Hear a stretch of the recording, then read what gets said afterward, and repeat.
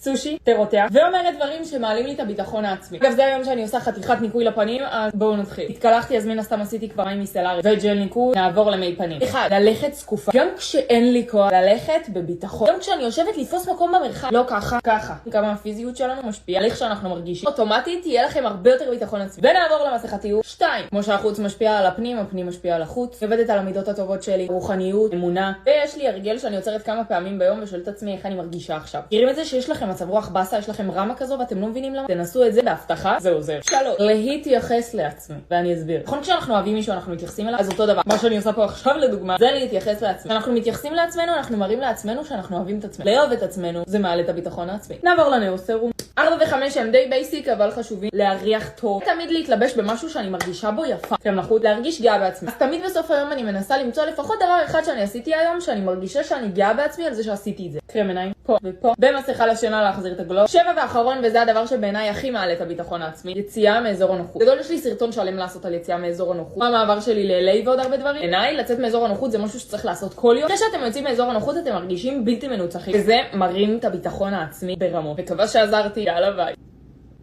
ספא ביתי, סושי.